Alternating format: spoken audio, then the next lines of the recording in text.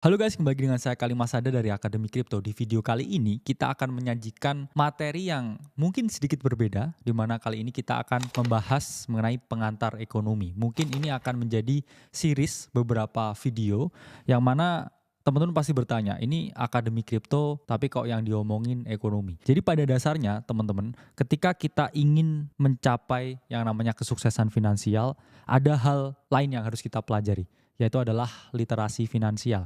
Dan salah satu yang harus kita pelajari dalam literasi finansial itu adalah mengenai ilmu ekonomi. Pasti teman-teman di sini memahami banyak sekali orang ya di luar sana yang mengalami masalah ekonomi.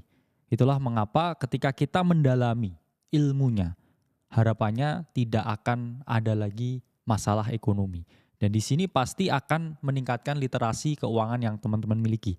Sehingga teman-teman bisa memperoleh investment performance yang jauh lebih baik. Dan teman-teman bukan hanya cuan di market, tapi punya gambaran. Kira-kira setelah saya cuan ini, personal finance saya bagaimana? Dan gimana supaya saya terhindar dari berbagai masalah ekonomi atau masalah keuangan yang ada. Jadi mari kita bahas mengenai ilmu ekonomi. Pertama kita akan membahas hal yang paling mendasar, paling fundamental di dalam hidup manusia, yaitu adalah kebutuhan. Kebutuhan itu adalah sesuatu yang sifatnya ini wajib ditunaikan. Jenis kebutuhan manusia yang paling dasar yaitu adalah kebutuhan sandang pangan papan. Kita punya pakaian, ya kita punya tempat tinggal dan kita bisa makan. That's it. Itu kebutuhan. Ya, di luar itu udah keinginan. Ya, jadi kita pengen ini, pengen itu, pengen hal-hal lain di luar kebutuhan sandang, pangan, papan, itu udah keinginan. Dan bahkan kalau teman-teman lihat, ya, ketika kita punya baju, ketika kita punya tempat tinggal, ketika kita bisa makan 3 kali sehari, itu kita jauh lebih baik teman-teman daripada 80% orang lain di dunia ini. Karena memang faktanya enggak semua orang ini seberuntung kita. Itulah kenapa kita ungkapkan ya, teman-teman kalau masih punya tempat tinggal, ya masih bisa makan, bahkan punya kendaraan, bisa staycation sebulan sekali 2 kali, itu kamu hidup penuh dengan privilege. Karena saudara-saudara kita, bahkan di Indonesia ini juga masih banyak yang kurang beruntung. Kalau itu semua udah terpenuhi, sisanya itu tinggal masalah keinginan. Dan di sini saya tekankan, kalau kebutuhan manusia itu terbatas. Yang tidak terbatas itu adalah keinginan manusia. Gimana nih contohnya kebutuhan manusia yang terbatas? Oke, kebutuhan makan. Bisa kan kamu makan 10 kali sehari, ya 10 nasi bersamaan? Apakah bisa? Enggak. Tapi kalau keinginan manusia itu sifatnya tidak terbatas. Misalkan saya pingin sneakers Air Jordan. Kamu udah dapet yang warna merah. Terus tiba-tiba kamu pengen lagi, saya pengen yang warna kuning. Terus besok lagi yang warna hijau. Hijau udah punya, yang hijaunya ini beda. Ini hijau mint. Ini hijau yang lebih pekat. Dan seterusnya. Jadi keinginan manusia ini sifatnya ini unlimited. Satu dipenuhi akan muncul keinginan-keinginan lain. Kalau kebutuhan ini udah dipenuhi, ya kamu udah cukup makan sehari 3 kali, nggak mungkin kamu sehari itu makan 30 kali. Kamu paksa lagi, nanti yang ada justru negatif ya. Yang artinya udah nggak dapat lagi kebutuhannya, tapi malah kamu bisa sakit karena kebanyakan makan. Jadi di sini kita harus melihat mana yang kebutuhan, mana yang keinginan. Karena keinginan ini tidak akan pernah ada habisnya. Misalkan kita punya mobil ya, pintu 4 jadi pintu 2, jadi Ferrari ya, udah punya Ferrari warna kuning, pengen yang warna merah dan lain sebagainya.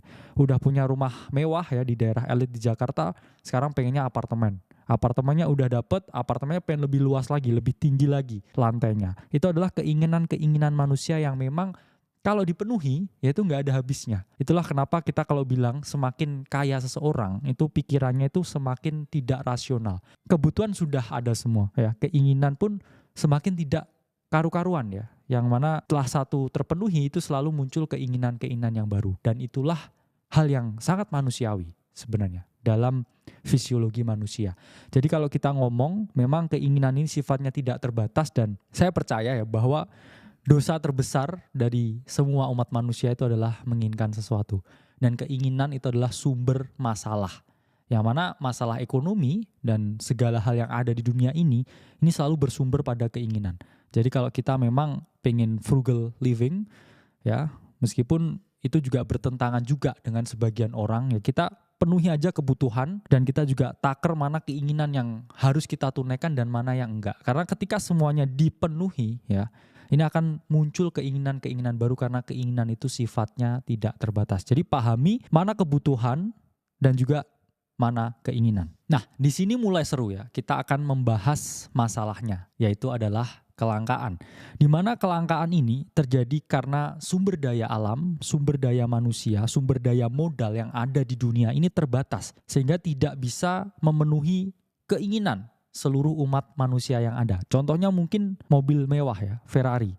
Kadang mereka hanya limited pieces, hanya beberapa unit aja di berbagai dunia. Misalkan ini adalah mobil Ferrari yang sangat langka, sangat limited, hanya ada 5 di seluruh dunia. Sehingga perusahaan ini ya nggak bisa memproduksi mobil ini lebih dari 5. Karena memang resources-nya ini terbatas. Dan ketika dipaksa, ya ini harus mengeluarkan resources yang jauh lebih banyak lagi. Sehingga di sini ya tidak bisa kebutuhan dari semua yang menginginkan Ferrari ini terpenuhi ya. Misalkan saya menginginkan Ferrari, tapi 1 juta orang lain atau 1 miliar orang lain di seluruh dunia di luar saya ini juga menginginkan Ferrari yang hanya 5 ini. Itulah mengapa terjadi yang namanya kelangkaan. Demand-nya terlalu banyak, orang yang meminta Ferrari ini terlalu banyak. Sementara Ferrari-nya hanya ada 5. Itulah yang menyebabkan yang namanya kelangkaan. Karena perusahaannya Ferrari ini terbatas sekali memproduksinya. Ya, sumber daya modal, sumber daya manusianya ini memang terbatas untuk bisa mengeluarkan mobil yang sangat limited timepiece ini. Untuk bisa mengeluarkan mobil yang sangat limited ini. Begitu juga kita misalkan contohkan dengan jam tangan atau arloji mewah. Misalkan seperti arloji merek Rolex misalkan. Rolex itu sangat limited. Itulah kenapa Rolex ini banyak orang yang menganggap sebagai suatu komoditas tertentu. Karena hanya beberapa pieces saja yang diproduksi setiap tahunnya di model-model tertentu. Sementara sama ya, yang menginginkan jam tangan Rolex ini sangat banyak dari berbagai kalangan ya, dari middle class sampai upper class, bahkan sampai the elites itu menginginkan Rolex. Tapi Rolex ini sangat limited produksinya. Kenapa? Karena untuk memproduksi 1 jam tangan itu membutuhkan waktu kurang lebih 1 tahun untuk diproduksi handmade ya, by 1 orang aja. Sehingga ketika semua orang demand-nya ini banyak sekali ya, ini yang menyebabkan adanya kelangkaan ya. Jam tangannya ini hanya terbatas, sementara permintaan atas jam tangan tersebut tidak terbatas karena keinginan manusia. Itulah mengapa orang-orang ini berebut untuk membeli jam tangan Rolex, berebut untuk membeli Ferrari. Karena itu tadi keinginan ya. Keinginan adalah dosa terbesar ya. Manusia rela melakukan apapun agar keinginannya dipenuhi. Sehingga apa? Mungkin mereka bekerja mati-matian. Mungkin mereka bisnis ya, dari pagi sampai malam. Mungkin mereka membuka jasa konsultan. Supaya apa? Supaya mereka bisa memperoleh apa yang mereka inginkan ini, yang sangat langka ini. Ferrari, ya, jam tangan Rolex. Apapun akan mereka lakukan untuk bisa memperoleh kedua hal yang dianggap prestisius ini. Kenapa dianggap prestisius? Karena permintaannya sangat banyak. Ya, semua orang menginginkannya. Tapi tidak semua orang bisa memilikinya. Itulah yang menyebabkan masalah utama dari ekonomi, yaitu adalah kelangkaan. Karena kelangkaan, nah di sini muncullah suatu solusi, yaitu adalah pilihan. Karena langka kamu harus memilih, kamu nggak bisa memiliki semuanya. Ya, itulah dunia. Ya, mungkin kamu memiliki A, B, C, D, E, F, G, H, I, J, ya, tapi kamu nggak punya satu hal, yaitu yang di Z ini. Itulah dunia. Dunia ini sangat adil. Mungkin kita orang yang sangat kaya, punya segalanya, punya harta, ya, punya ini, punya itu. Apapun yang kamu inginkan ini kamu bisa miliki, tapi mungkin kamu gak punya waktu untuk dirimu sendiri, mungkin untuk keluargamu, mungkin untuk orang di sekitarmu. Mungkin kamu setiap hari mungkin stres terus memikirkan pekerjaan ini, itu. Kamu punya barang mewah, tapi mungkin kamu gak punya waktu untuk menikmatinya. Dan itu hal yang sangat adil di dunia. Jadi gak ada orang yang, wah saya terlahir ya punya ini, punya itu. Bahkan anak raja pun juga punya dilema. Bahkan pangeran pun dilema karena terlalu sempurna. Ya, semuanya bisa, semua menginginkan dia. Tapi mungkin akhirnya dia berpikir ya, apakah semua orang ini menginginkan saya atau menginginkan apa yang saya miliki? Ya, jadi selalu ada pilihan. Saya percaya hidup itu adalah tempat yang paling adil. Dunia ini adalah tempat yang sangat adil. Karena tidak ada orang yang paling sempurna, orang yang memiliki semuanya. Itu mungkin juga nggak sebahagia yang dilihat. Itulah mengapa kita harus melakukan yang namanya pilihan. Apakah saya harus memilih mobil kah? Atau saya membeli jam tangan yang mewah kah? Ini adalah pilihan. Karena nggak bisa serta-merta kamu dapatkan semuanya dalam waktu yang sama. Mungkin hanya harus memilih salah satu, ya. Dan itulah dunia. Dunia harus memilih. Hidup itu adalah tentang membuat pilihan dan setia, ya, pada pilihan yang dipilih. Lalu di sini, ya, setelah ada pilihan, ya, ini saya ungkapkan secara teknis, ini ada tindakan. Ya, kamu memilih, habis itu kamu bertindak sesuai dengan pilihanmu. Itulah munculnya yang namanya kehendak. Nah, tindakan ini, ya, ini harus teman-teman lakukan, ya, secara konkret, karena memang teman-teman nggak bisa memiliki apa yang semuanya teman-teman inginkan. Nah, di sini ada yang namanya kurva, ya, di mana misalkan, ya, harga dari mobil itu adalah 200 juta. Dan untuk jam tangan mewah, misalkan Rolex, ini harganya adalah 100 juta. Nah, teman-teman punya net worth atau teman-teman punya harta, ini misalkan 1 miliar, ya. Nah, dari uang 1 miliar atau net worth yang teman-teman miliki ini, teman-teman tuh akhirnya harus melakukan pilihan, ya. Apakah teman-teman memilih jam tangan ataukah memilih mobil, dan ketika memilih ini berapa banyak, ya. Karena teman-teman punya dananya 1 miliar, ya, mobil harganya 200 juta, jam tangan harganya 100 juta. Nah, akhirnya kita memiliki banyak kombinasi pilihan di sini. Ketika teman-teman ini uangnya 1 miliar, oke, saya hanya ingin beli jam tangan. Kenapa? Karena saya tahu jam tangan ini sangat limited, sangat liquid, dan sangat mudah diperdagangkan. Saya akan membeli jam tangan, ya. Semua uang saya untuk beli jam tangan. Berarti di sini teman-teman ambil pilihan yang A. Apa ini maksudnya pilihan A? Jadi dari uang 1 miliar yang ada, teman-teman belikan 10 jam tangan, ya. Jadi mobilnya 0, ya. Gak apa-apa lah, misalkan gak punya mobil, saya bisa pakai angkutan umum, ya, tapi saya punya 10 jam tangan. Itu bisa.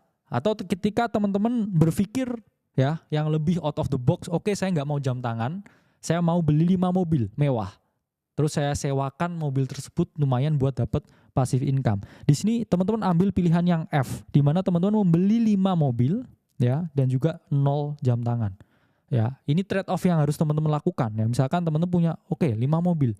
Ini bisa saya rentalkan mobilnya. Lumayan lah, ya, dapat passive income dari ini, daripada jam tangan nanti belum tentu liquid. Atau teman-teman bisa memilih kombinasi yang lain. Kalau kombinasi yang B, teman-teman membeli 8 jam tangan dan membeli 1 mobil. Oke, jadi ini terlihat lebih balance, ya. Punya mobil 1 bisa dikendarai, ada jam tangan 8. Atau misalkan kombinasi yang C, ya, teman-teman punya 2 mobil, 6 jam tangan. Kombinasi yang D, 3 mobil, 4 jam tangan. Dan misalkan kombinasi yang E, ya, 4 mobil dan juga 2 jam tangan. Jadi misalkan ini 4 mobil, ya, masih bisa, ya, teman-teman pakai 1, ya, 3 direntalkan, dan juga teman-teman masih punya 2 jam tangan, ya. Misalkan koleksi yang untuk jam tangan sehari-hari atau misalkan jam tangan ke party. Nah, ini harus muncul, ya, suatu tindakan ekonomi, ya, atas pilihan-pilihan yang ada ini. Karena resources manusia terbatas. Nggak ada manusia ini yang uangnya ini unlimited, ya. Orang bilang, oh, saya punya unlimited amount of money. Itu nggak ada. Bahkan orang terkaya di dunia, ya, saat itu Elon Musk, ini ketika membeli Twitter, ya, ini beliau ini sampai melikuidasi banyak sekali sahamnya, sampai utang ke berbagai bank, dan juga sampai crowdfunding, ya, atau mencari dana ke berbagai pihak hanya untuk membeli saham Twitter secara full. Jadi harus teman-teman pahami bahwa resources yang namanya cash atau duit, ya, itu selalu terbatas. Nggak ada orang yang punya semua duit di dunia, ya. Itulah kenapa kita harus memilih, ya, membuat pilihan. Nggak semuanya itu bisa kita pilih.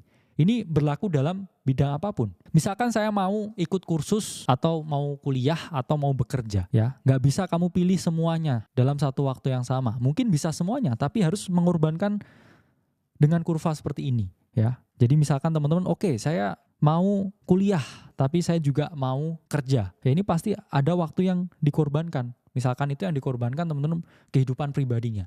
Ya, ingat, ya, waktu itu juga merupakan sumber daya ekonomi yang menurut saya, ya, pribadi itu adalah yang paling berharga di dunia. Kenapa? Karena uang bisa dicari, tapi waktu itu nggak bisa kembali. Itulah kenapa saya banyak dengar dari teman-teman yang mungkin udah di levelnya net worth-nya ini udah triliuner, tapi beliau ini rela memberikan apapun yang dimiliki saat ini di usia tua untuk kembali muda. Karena memang waktu itu sangat berharga, dan mungkin sekarang kita nggak merasakan, ya, seberapa berharga waktu, tapi seiring dengan berjalannya waktu, kita akan memahami ya bahwa waktu itu adalah variabel yang paling berharga. Di sini kita akan membahas mengenai konsep biaya peluang. Karena hidup itu adalah tentang memilih ya. Ketika kita memilih sesuatu dari pilihan lain yang ada ya, ini pasti kita mengorbankan pilihan-pilihan lain yang tidak kita pilih. Dan pilihan-pilihan lain yang tidak kita pilih ya, ini kita sebut dengan konsep biaya peluang. Misalkan di sini antara jam tangan dan mobil, ini misalkan teman-teman pilih mobil. Kenapa? Karena misalkan teman-teman pengen punya gebetan misalkan, atau pengen punya pacar. Dan teman-teman menganggap bahwa dengan memiliki mobil, impian, ini akan meningkatkan daya tarik kita terhadap lawan jenis ya. Misalkan di sini mau mengimpress gebetan teman-teman ya, sampai wow gitu ya. Ini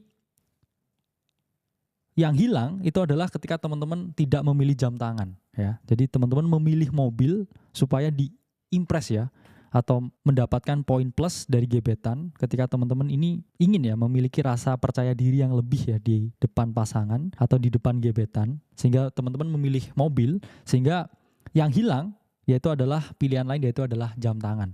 Yang mungkin jam tangan ini bukan nge-impress lawan jenis ya, mungkin lebih cenderung cowok ya, cowok yang ngerti jam tangan. Jadi di sini ada sesuatu yang hilang ketika teman-teman ini memilih suatu pilihan tertentu. Dan itulah disebut sebagai konsep biaya peluang. Jadi selalu ada pilihan atau kesempatan yang hilang ketika kita memilih sesuatu.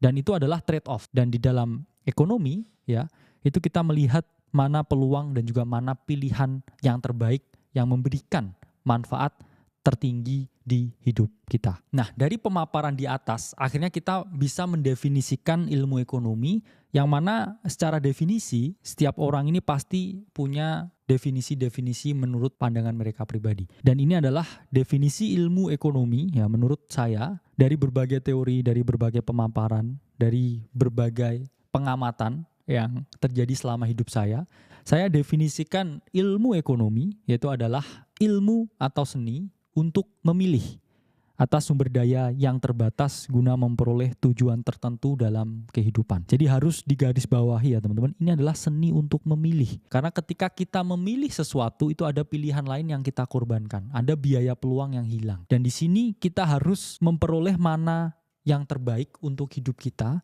supaya kita bisa mencapai tujuan tertentu dalam kehidupan. Kalau misalkan saya dari kecil ini fokus ya untuk berkarir, fokus untuk bekerja, fokus untuk berbisnis, fokus untuk kuliah, sehingga saya harus mengorbankan kehidupan pribadi saya.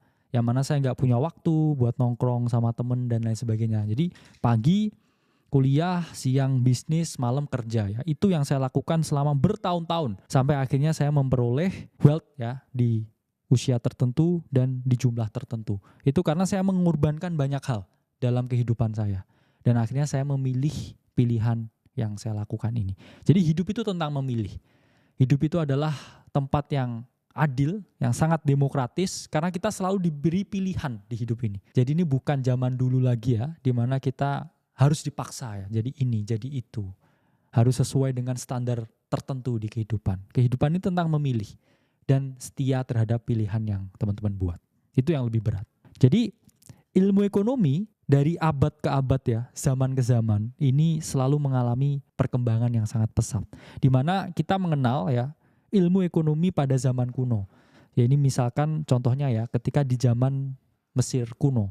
Jadi waktu itu semuanya ini serba tradisional ya, ada sawah ya yang digarap, kemudian ada air ya yang dialirkan ke sawah, dan sumber dayanya ini sifatnya sangat terbatas ya, karena masih belum ada alat dan juga mesin untuk mengolah, sehingga semua kegiatan transaksi di era Mesir kuno, di zaman ekonomi kuno, ini menggunakan apa yang namanya barter ya. Jadi masih belum digunakan uang ya. Jadi misalkan saya mau menukarkan 1 karung beras dengan 5 ikan misalkan. Nah ini semua digunakan ya, atau menggunakan barter. Yang mana barter ini sangat sulit ya, karena kita harus menemukan orang yang ingin menukarkan barang yang sama dengan kita. Dan itu tidak ada nilai satuan khusus ya, jadi nggak bisa kita lihat ya, ini sangat subjektif sekali ya barter zaman itu. Selanjutnya ya, fast forward, kita ada di abad 5 sampai 15, di mana di sini sistemnya itu sangat feodal. Jadi segala sumber daya ekonomi ini dikuasai oleh para raja dan juga para bangsawan.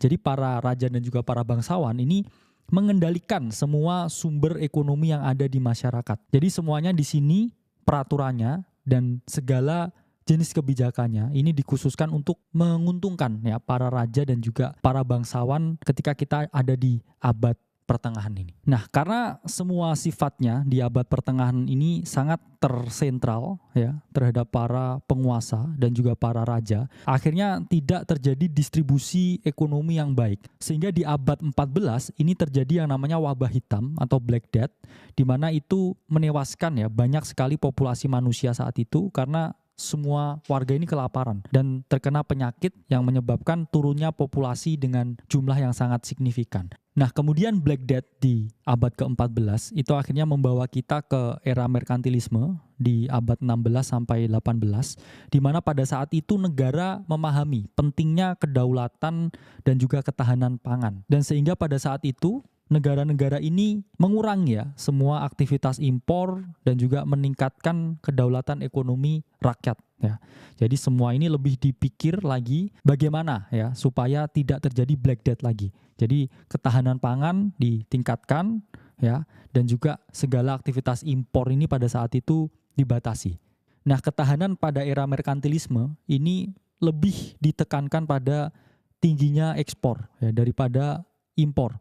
Sehingga negara ini ya diharapkan ada dalam keadaan surplus perdagangan. Jadi mereka mengekspor apapun ya dan membatasi impor yang mana harapannya itu meningkatkan kedaulatan negara. Nah, satu hal yang menjadi hal negatif di era merkantilisme ya ini masih tingginya sentralisasi dan juga perang negara, perang para penguasa yang mana di sini di-counter oleh era ekonomi klasik.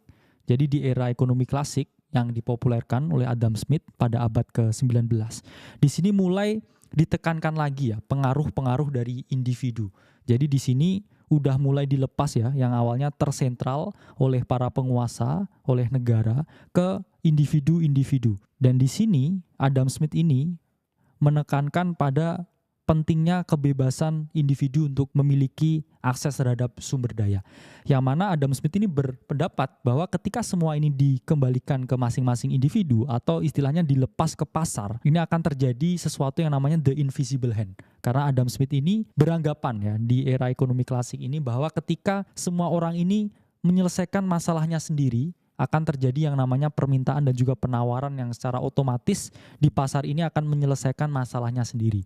Jadi di era ekonomi klasik yang diprakarsai oleh Adam Smith, ini lahir ya sesuatu yang dinamakan sebagai kapitalisme. Karena di sini semua yang memiliki modal ya, para individu yang lebih kuat ya atau lebih superior dibandingkan masyarakat-masyarakat yang lebih kecil, ini mereka cenderung memiliki advantage terhadap sumber daya yang dimiliki. Nah, sayangnya era ekonomi klasik ini pun juga memiliki kekurangan yang akhirnya ditentang oleh Karl Marx. Sehingga muncullah era yang namanya Marxisme, di mana era Marxisme ini terjadi karena adanya penolakan terhadap era ekonomi klasik yang digaungkan oleh Adam Smith. Jadi Karl Marx ini berpendapat ya pada akhir abad ke-19 ya, di mana di sini diungkapkan kalau apa yang dilakukan di era ekonomi klasik, yaitu ketika semua dikembalikan ke pasar, itu selalu ada individu yang lebih kuat dan individu yang lebih lemah. Sehingga individu yang lebih lemah ini pasti lebih tertindas dibandingkan mereka yang lebih kuat. Yang mana ini membentuk suatu kelas sosial tertentu. Ya, jelas ada yang kaya dan juga ada yang miskin. Dan juga ada di sini kelas menengah. Nah, ini yang coba ditentang oleh Karl Marx, yang mana Karl Marx ini mengungkapkan kalau ekonomi klasik ini tidak sepenuhnya adil karena orang-orang yang superior ini mereka juga memiliki akses ke kekuasaan. Yang mana kekuasaan ini dari para elit digunakan untuk mengendalikan mereka yang lebih inferior. Sehingga keadilan ini tidak muncul, sehingga Karl Marx ini menentang apa yang diungkapkan oleh ekonomi klasik ini. Karl Marx juga berpendapat bahwa terlalu banyak eksploitasi kaum-kaum yang relatif inferior daripada mereka yang lebih superior ini. Dan Karl Marx juga berpendapat bahwa mereka yang quotes on quotes ya inferior ini merasa mereka ini berhak ya mendapat lebih dari apa yang mereka peroleh karena tekanan oleh pihak-pihak yang lebih superior di sini sehingga tidak tercipta suatu keadilan. Istilahnya mereka ini dieksploitasi. Itulah mengapa banyak pihak juga yang sejalan dengan pikiran Marxisme atau Karl Marx yang mana di sini memang mereka juga menuntut keadilan, menuntut kesetaraan dari sistem kapitalisme yang memang sangat berpihak pada mereka yang memiliki modal yang paling tinggi atau mereka yang paling berkuasa. Nah, seiring berjalannya dengan waktu, terjadi suatu perang ideologi antara kapitalisme dan juga para penganut Marxisme, di mana di sini di tahun 1930 muncul seorang ekonom, yaitu adalah John Maynard Keynes, yang mana beliau ini mengungkapkan suatu paradigma ya ekonomi yang namanya adalah Keynesian, di mana ini banyak yang menganggap ini adalah suatu paham ya, suatu paradigma yang menengahi ya antara perang kapitalisme dan juga Marxisme di sini. Di mana Keynesian ini muncul di antara kapitalisme ya dan juga Marxisme ini. Di mana di sini dianggap ya Keynesian ini sebagai suatu jembatan. Jadi memang ya Keynesian menganggap kalau pasar ini baik tapi tidak sepenuhnya efisien.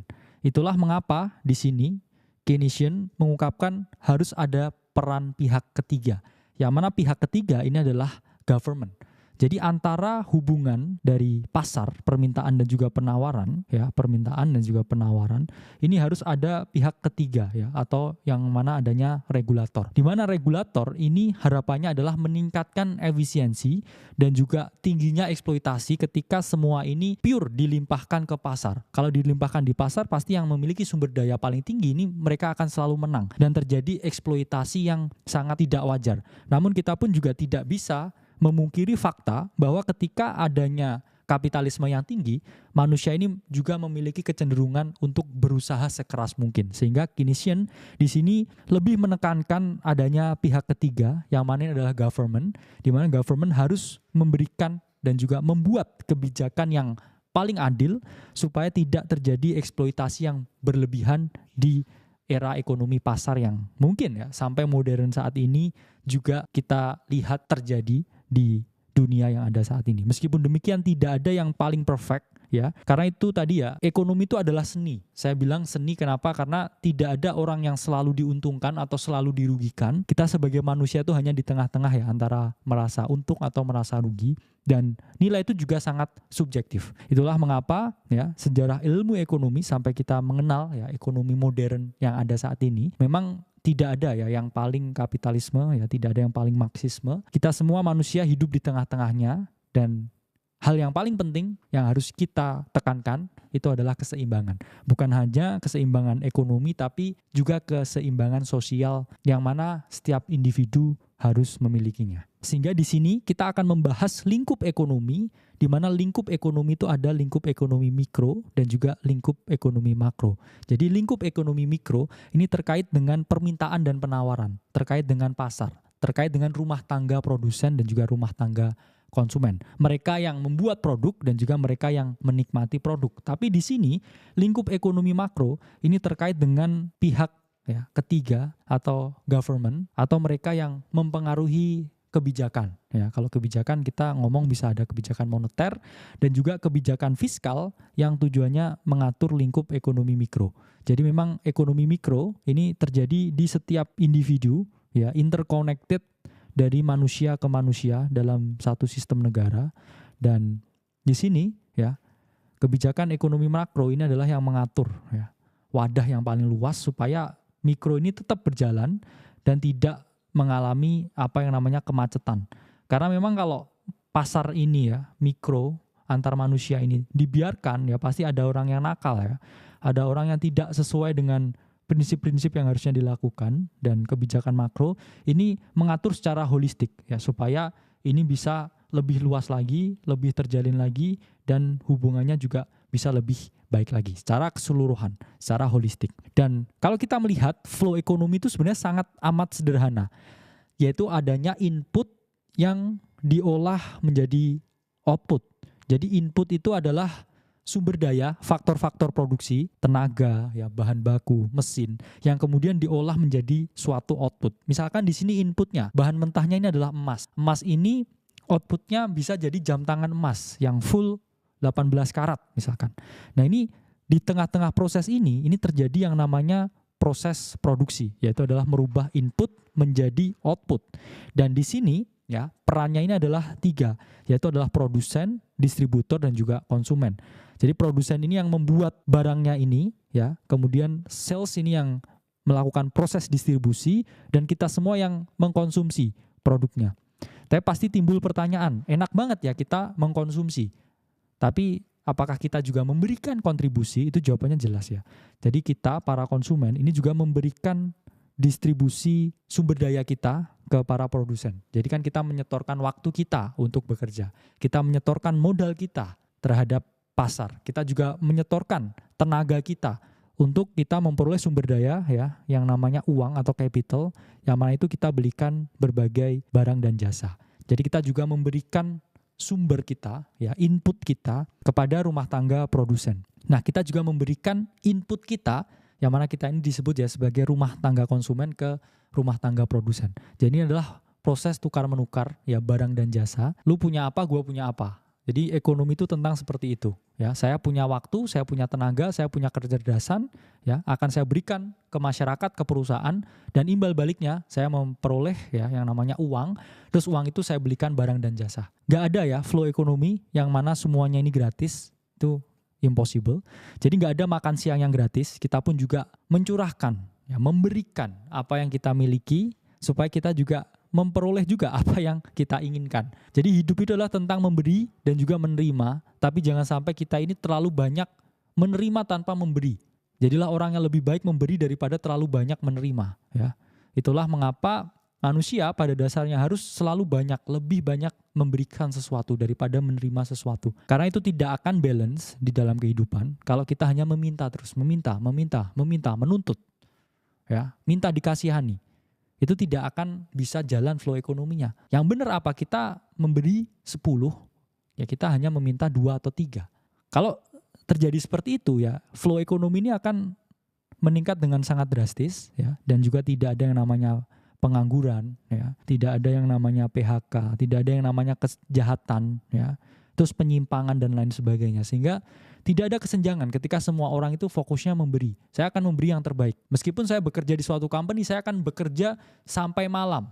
Supaya apa? Supaya company saya ini bisa lebih bagus lagi kinerjanya, ya bisa di listing jadi TBK dan juga bisa mendunia. Ya. Terus misalkan saya yang punya company, apa yang harus saya lakukan? Saya harus gaspol, ya, punya company dengan revenue tertinggi supaya saya nanti bisa membangun sekolah ke masyarakat, bisa membangun jembatan, bisa memberikan air kepada penduduk-penduduk, bisa memberikan makan. Nah itu ketika kita fokusnya memberi, bukan menerima, yaitu alam semesta akan ya memberikan kuasanya ya pada kita untuk kita bisa melakukan hal yang mungkin tidak umum dilakukan ya. Itulah power ya, the power of universe, yang mana kita harus berfokus pada memberi daripada fokus untuk menerima. Ini kenapa ya saya ungkapkan dunia modern ini penuh dengan dilema. Karena selalu ada masyarakat yang, mohon maaf ya, masuk dalam kategori inferior. Dan ada mereka yang superior. Karena itu adalah dunia. Karena itu adalah orang yang inginnya memberi lebih banyak. Atau orang yang hanya ingin menerima. Ya, biasanya kita nggak boleh iri dengan mereka yang lebih superior.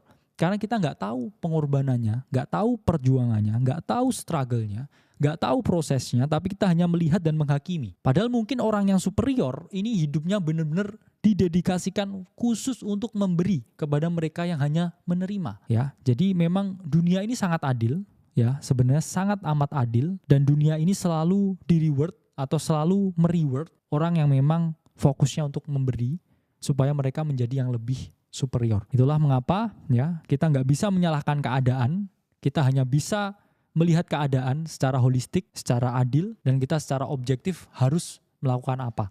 Yang mana ketika teman-teman mempelajari series of pengantar ilmu ekonomi ini, ada beberapa manfaat yang bisa teman-teman peroleh. Pertama, teman-teman pasti bisa memilih yang terbaik. Hidup itu tentang memilih. Kalau tahu bagaimana ekonomi bekerja, ya teman-teman pasti akan jauh menjadi orang yang lebih picky. Minimal picky dalam memilih waktu. Oke, saya memiliki goal, saya ingin kaya, pengen punya 1 miliar pertama. Jadi di sini saya nggak boleh asal ya, males-malesan, saya nggak boleh nongkrong sama teman-teman. Oke, itu saya skip, saya belajar, saya tingkatkan ilmu saya tingkatkan skill saya bisa memperoleh 1M pertama ya. Terus kemudian teman-teman bisa memahami dunia, bahwa dunia ini memang sebenarnya adil. You get what you deserve. Kamu memperoleh apa yang memang kamu kerjakan, kamu usahakan. Dan yang mana menjadi kaya itu adalah bonus ketika kamu memahami. Kamu sudah memilih, kamu sudah memahami, dan kamu tetap stick pada pilihanmu untuk terus memberi kepada dunia, ya. Dan juga dengan harapan kamu juga akan memperoleh timbal balik. Fokusnya ke memberi sesuatu, memberi value, memberi apapun tanpa kita pamrih untuk memperoleh sesuatu. Oke, itu adalah pengantar ilmu ekonomi ya di bagian video pertama. Kalau teman-teman suka ya dengan ini, akan kita lanjutkan pengantar ilmu ekonomi series-series selanjutnya. Saya Kalimasada dari Akademi Kripto, sampai berjumpa di video selanjutnya.